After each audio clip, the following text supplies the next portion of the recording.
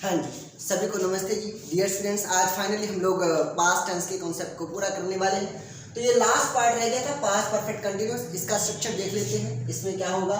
और इसकी मेन बात देखिए ये है कि पास्ट के किसी टाइम से कोई एक्शन शुरू हुआ था, लेकिन जब हम उस एक्शन की बात कर रहे हैं तब तक वो एक्शन हो चुका है।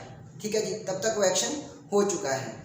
या फिर ऐसा कह सकते हैं कि हमें उस एक्शन के बारे में ये कंफर्म नहीं है कि वो एक्शन पूरा हो गया है या नहीं। ठीक है, पास्ट में वो एक्शन चल रहा था, पास्ट के किसी टाइम से कोई एक्शन चल रहा था। तो जब टाइम के साथ हमने ये बताना हो ना कि पास्ट के किसी टाइम से कोई एक्शन चल रहा था, तब हम लोग पास्ट परफेक्ट कंटिन्यूअस यूज करते हैं। यानी कि इसमें समय तो रहेगा ही रहेगा, और समय किस सेंस में रहेगा, तो किसी समय से के सेंस में रहेगा। और देखते हैं, सब्जेक्ट प्लस हैड बीन। अब इसमें भी देखो, अगर प्रेजेंट परफेक्ट कंटिन्यूअस होता है तो हम लोग हैव बीन या फिर हैज बीन लगाते हैं। ये पास्ट परफेक्ट कंटिन्यूअस है तो हैड लगेगा, और हैड के साथ बीन, बीन के बाद वर्ब की आईएनजी फॉर्म, आईएनजी फॉर्म के बाद ऑब्जेक्ट, और ऑब्जेक्ट के बाद सिंस फोर लगा के जो टाइम लगाना होगा वो टाइम आ जाएगा। और समय हमेशा आएगा किसी समय से, तो किसी समय से का सेंस लेगा, तब हम लोग सिंस या फोर अप्लाई करेंगे। ठीक है, आओ देखते हैं। अगर नेगेटिव बनाना हो तो हैड और बीन के बीच में नॉट। यानी कि अगर आपने प्रेजेंट परफेक्ट कंटिन्यूअस को बहुत अच्छे से समझा है तो कुछ नहीं करना, सिर्फ हैज हैव की जगह हैड लगा देना है, बाकी और कहीं कोई चेंज नहीं है। ठीक है, बाकी और कहीं कोई चेंज नहीं है। और देखो, इंट्रोगेटिव बनाना हो तो पहले हैड, हैड के बाद सब्जेक्ट, सब्जेक्ट के बाद बीन, मतलब हैड और बीन के बीच में सब्जेक्ट को रखना है, बाकी सारी चीजें सेम रहेंगी। अब देखो, हैड से तो हम तब शुरू करेंगे जब आंसर हमारा यस या नो में आ रहा हो, लेकिन अगर आंसर डिटेल में आ रहा हो तो हमने किससे बनाना है, WH वर्ड से बनाना है, WH वर्ड से इसे बनाएंगे। अब देख लो, यहाँ पर आपके सामने 3 बातें लिखी हुई है, इनका ट्रांसलेशन बनाकर देख लेंगे।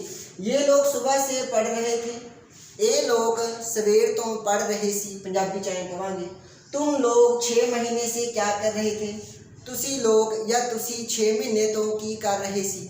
अच्छा, क्या वह तुमसे 2 दिन से बातें कर रहा था, कि वो तुहाडे नाल 2 दिनों तो गल कर रहा सी। तो 2 दिनों तो किसी टाइम तो इत्थे भी रहा था, रही थी, रहे थे, यानी कि रहा सी, रही सी, रहे सन। तुहानू पता ही है, तो पहला भी आपां कीता ही होया। ठीक है, तो तुसीं इन्हां दा ट्रांसलेशन बनाओ तो मैं तुहानू फिर दसांगा भी इहदा करैक्ट ट्रांसलेशन किवें बनेगा। तो उम्मीद है कि अब तक आप लोगों ने इनका ट्रांसलेशन बना लिया होगा। आइए देखते हैं इसका क्या आंसर बनेगा।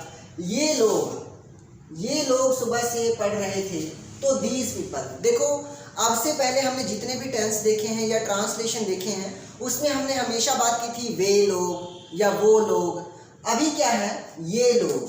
तो यहाँ पर लिखा है ये, यानी कि नज़दीक ही खड़े हैं वो लोग, नज़दीक ही लोगों की बात के लिए बात हो रही है। तो यहाँ हमने क्या लगाया, दीज पीपल। और दीज पीपल की जगह आप सिंपली दे भी लिख सकते हो। अगर सिंपली दे लिखकर भी बनाओगे तो वो भी सही रहेगा। तो they had been reading since morning. और मॉर्निंग का टाइम है तो हम सिंस ही लगाएंगे।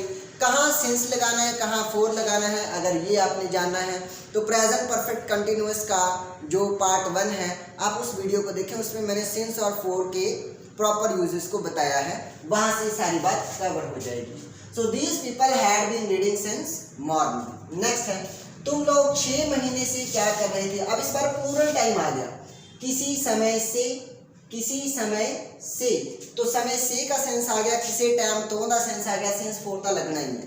तो आओ देखिए, बट अब देखो, तुम लोग 6 महीने से क्या कर रहे थे। अब इसका जवाब हाँ या ना में तो आएगा नहीं, डिटेल्ड में आएगा। और अगर डिटेल्ड में बन रहा हो तो हमने किससे शुरुआत करनी होती है, WH वर्ड से।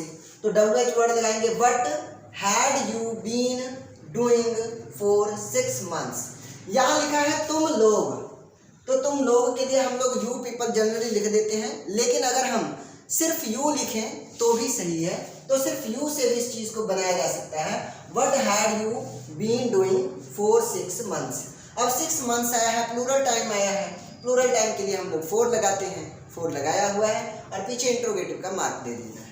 आइए लास्ट सेंटेंस देखिए, क्या वह तुमसे 2 दिन से बातें कर रहा था। अब स्टार्टिंग में ही क्या आ गया, यानी कि आंसर यस या नो में आएगा। यस या नो में आएगा तो हम लोग हेल्पिंग वर्ब से शुरू करेंगे।